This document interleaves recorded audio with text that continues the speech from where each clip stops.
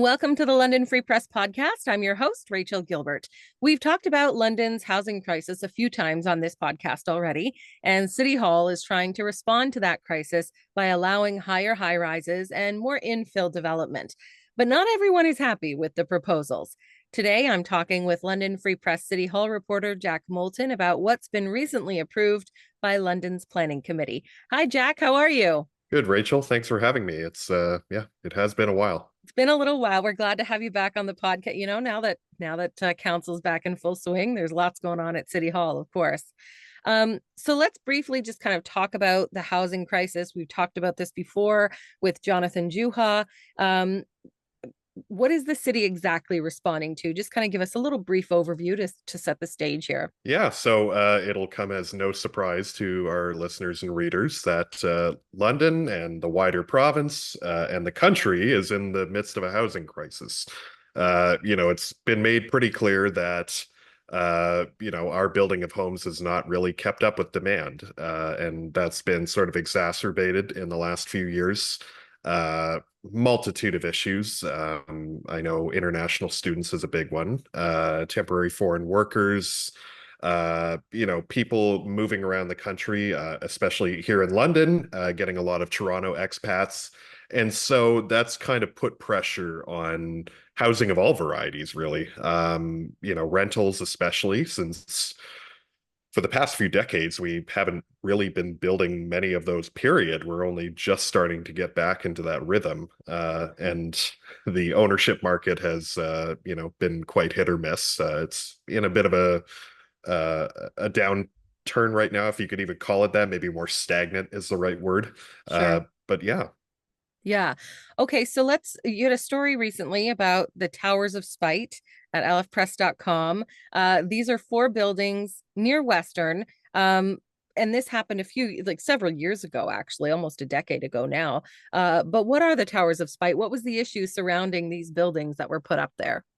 The Towers of Spite, as they're sort of been deemed, is sort of a townhouse development near Western on Audrey Avenue and Huron Street, where the developer, Cap Holdings, sought to build, a rather dense townhouse development in 2006, 2007, that sort of time period. Mm-hmm. But City Council shot it down.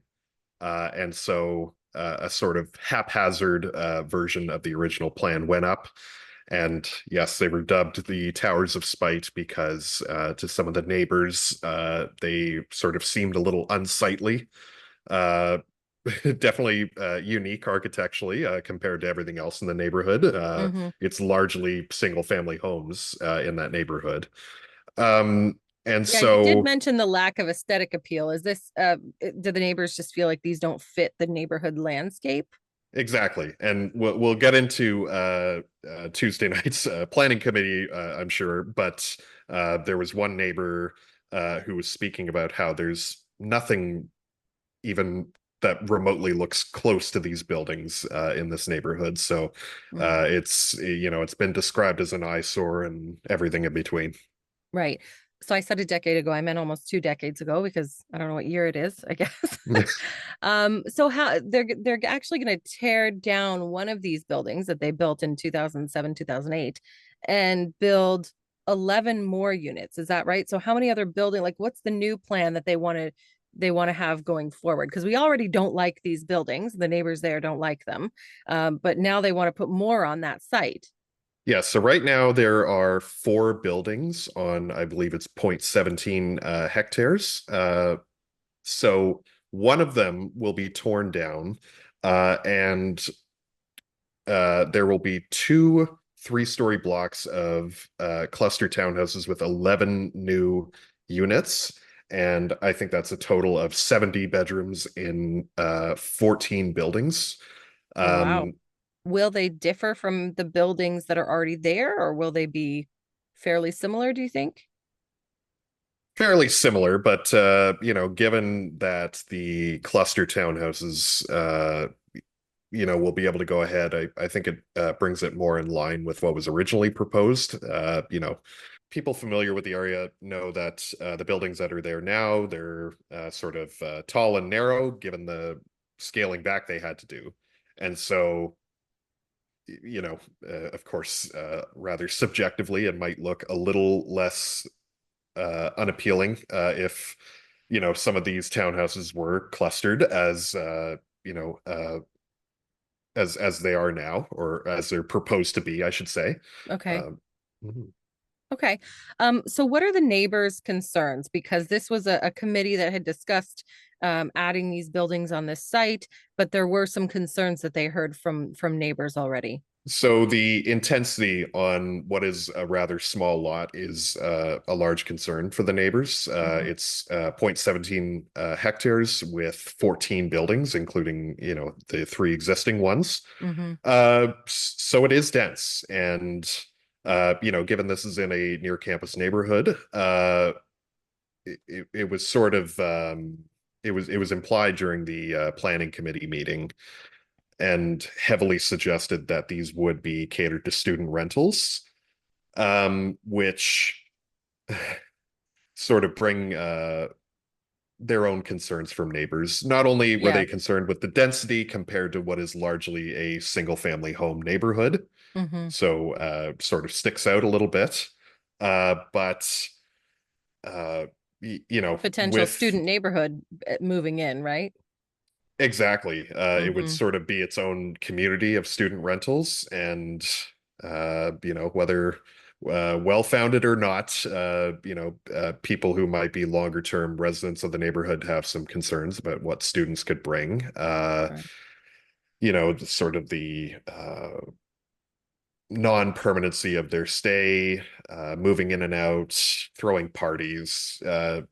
things along those lines. Yeah, certainly London's seen our share of issues around that for sure.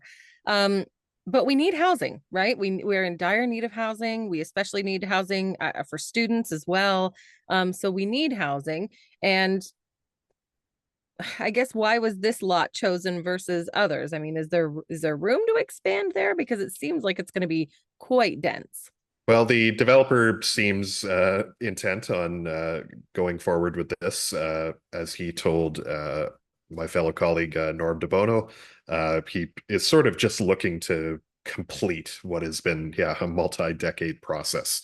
Mm. And yeah, council did acknowledge that the times have changed a little bit. But even then didn't sort of shed their concerns. I believe it was Councillor Corrine Rahman, a member of the planning committee, who said, there's too much going for this site in terms of the goals the city wants to achieve, versus going against it. This is a near campus neighborhood. This is Mm. in the city's primary transit area where, transit is most heavily serviced. Um, but she also said that, yeah, I do agree that this lot is intense, Hmm. but, housing, and especially, as you mentioned, student housing, rentals, student housing specifically, it ticks a Checks the lot of boxes. boxes. Yeah, yeah, yeah. A planning committee was also talking about and approved high rises, not just in this site, not just in this area, not just for students, but actually across London.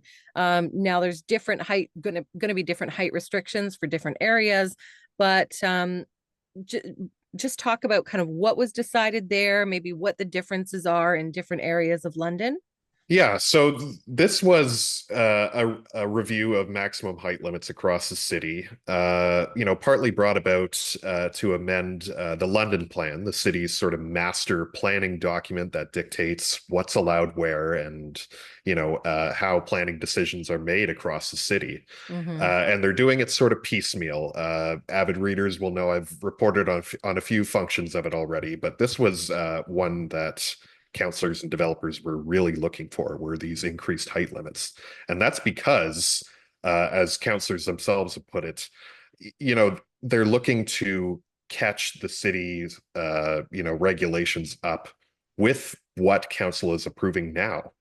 It's been a grievance by many members of the public that some buildings, especially in the more dense areas of the city, downtown, Richmond Row, things of that nature, have seen planning applications come through that exceed the height limit by 10 stories. Mm-hmm. Also thinking back to some of those towers we talked about in the Oxford Wonderland area, that was another big thing. Yes. So yeah, just trying to bring the city more in line with, what's more feasible for developers, and of course, to try and bring more housing online. Not only from the sheer need, but also to abide by some of the federal government's rules around the Housing Accelerator Fund money that we received just about a year ago now, that Right. mandates, more dense development specifically around transit and like heavily serviced transit areas. And so, granted, that doesn't mean, 30 stories can crop up anywhere. This is parceled out depending on where you are in the city. Okay. Um, And for how do we example, compare? Sorry, how do we compare with building heights to other cities? I mean, do other cities, obviously Toronto has extremely high building heights and limitations, but how do we compare to other similar cities? London. that was another focus of the review. Generally, to be more in line, maybe not so much with Toronto, but maybe some of our peer cities, your Mm-hmm. Kitchener, Waterloo, Cambridge area, Hamilton, those sorts of things. Um, and yeah, that was definitely a factor when the city was studying this and sort of looking at these, so bringing us more in line with them. Sure. And yeah, Do you have a list of the neighborhoods because there are different areas of the city that they're calling it? They're calling, there's different high-rise limits for connector streets versus downtown versus other transit areas. What are some of the specifications that were discussed?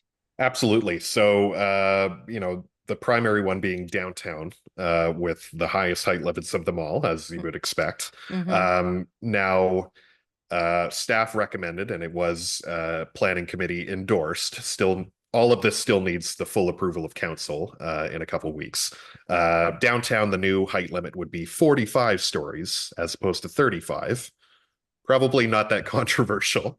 Um, in transit villages, which is to say, sort of the next land designation outside of downtown with the sort of loosest restrictions around density and height. Mm-hmm. And there's four of them in the city, I should specify. Masonville Mall, that area, Okay. White Oaks Small area, Oxford and Wonderland, as I previously mentioned, and sort of the Oxford and Highbury area where the old psych hospital is, or Okay. Yep. was, I should say. Yep. Yep. um, so that was recommended a new height limit increase from to 30 stories from 22, but Mayor Josh Morgan and Deputy Mayor Sean Lewis actually recommended boosting that to 35 stories Okay. to bring it again more in line with what's being approved. Think of the 30 and 33-story towers over at Oxford and Wonderland. Um, on the rapid transit corridors, which is connecting downtown to these transit villages. So think along Wellington, along Oxford to the west. Think of the East Link BRT route that's going through Dundas and Oxford. Okay. And along those corridors, the new proposed limit is 25 stories. Okay. There originally was going to be a mix between having slightly taller limits within 100 meters of a transit station and slightly shorter limits everywhere else. But now the planning committee is recommending a more uniform 25 stories Mm-hmm. everywhere along those corridors. Okay. And then urban corridors, think one of my go-to examples is sort of Dundas Street in the Old East Village, and sort of Midtown area. That's a big urban corridor, 15 stories up from the current 10.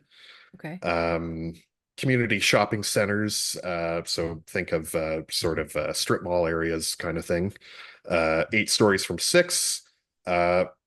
new in this height limit is actually creating a new land designation called a major shopping center area. And the example that was given was Westmount Mall.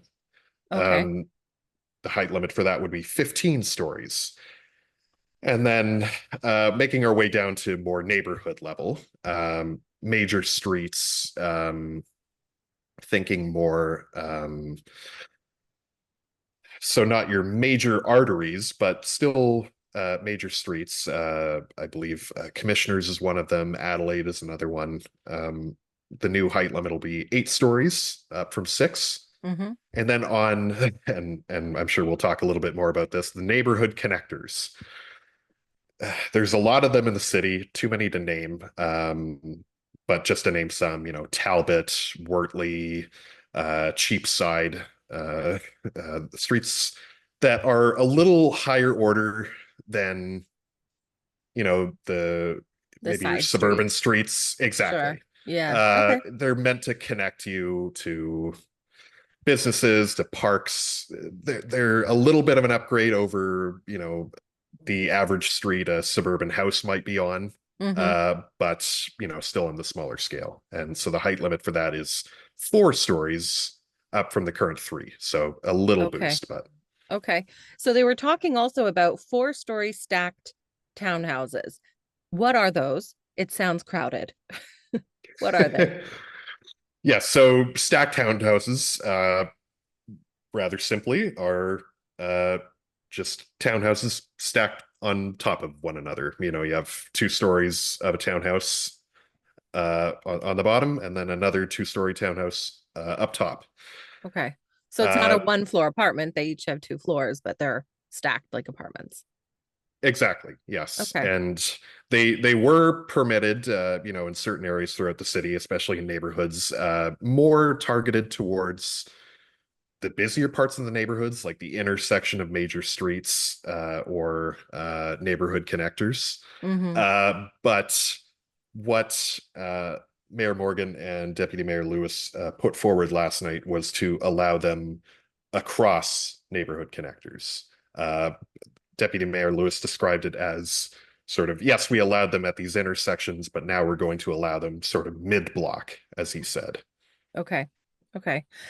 There was a lot of people at the planning committee meeting because they did have a public participation meeting ahead of time, and a lot of those citizens had some concerns and said they didn't know the significance of all of these proposed changes. Like the changes were bigger than a lot of them had thought.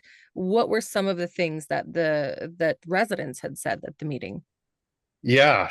Um, so it certainly wasn't helped by the fact that this public participation session lumped a lot of issues together. So you had these height limits, you had the new major shopping center designation, and another item I haven't even touched on yet, 2 new transit villages. That is to say, looser height and density restrictions around the areas of the Oxford and Richmond intersection. So sort of Okay. the north end of Richmond Row, Yep. but also the 100 Kellogg Lane area and the development that's going on around there. That is on the East Link BRT. And the Oxford and Richmond one was on the canceled North Link up to Masonville. Right. Okay. But yes, so a lot of these issues were lumped together, and as it as it permits to height limits, um, it was the more neighborhood centered changes that um, residents were a little more concerned about, especially since it was a rather broad change with the neighborhood connectors upping the height limit. And a lot of folks were talking about how, um, first off, what is a neighborhood connector, let alone do I even live on one? Right. Yeah. Uh, Yep. a lot of city hall jargon getting in there. Sure. And once they did find out they lived on a neighborhood connector, finally actually educating themselves on this. And City Hall did touch on the fact, staff, I should say, they did touch on the fact that they didn't mail out, notices to every single resident on a neighborhood connector because that would have been 20,000 plus people. So they tried their best with the get involved feedback page that the city runs. A couple of engagement sessions. But yeah, you can't reach everyone, and that was evident Tuesday night, where people were largely just confused about what is a neighborhood connector, what is a transit village, Yeah. will a What are all transit these village come changes? exactly what is being called a transit village actually practically mean? Right. In reality, it doesn't really mean anything, at least on the face of it. It just Okay. means developments coming forward could have higher heights, denser developments, but just it doesn't mean flipping a switch and then suddenly you've got high rises everywhere. So Sure. there was overall a lot of confusion, um, and that led to some counselors sort of acknowledging the fact that this maybe could have been done better. Um, It's a lot of but information and a lot of changes all at once, so I would understand the confusion. mhm. Yeah. Of course, none of this is set in stone, like nothing's being built yet because this was just approved by the planning committee. What is the next step for all of this? How do we move forward? Yes, so changes were endorsed by the planning committee. They still have to go to full council for approval, and especially the ones targeted towards the London plan, some of these land designation changes and these height limit requirements, building design facets. Hmm. They still have to get approved by the Ministry of Municipal Affairs with the province, even after council approves it. So there is another layer there. There were a few commitments from councillors who did not sit on the planning committee and therefore could not vote to talk more about this during the next council meeting where this is due to come up, which is Hmm. September 24th. Okay. And so residents can likely bring their concerns forward to their ward councillors. And I'm sure I'm sure there will be a lengthy discussion about this, Yes. as the debate even on Tuesday night alone was longer than 2 hours. And Wow. whether that's the confusion or just the multitude of topics, it was a lot. Yeah, I can imagine. Okay, well, thank you, Jack. I'm sure we'll have you back on to talk about probably this very issue in the coming weeks. But thanks for joining us today. And you can follow along with Jack's stories from City Council at lfpress.com. Thank you.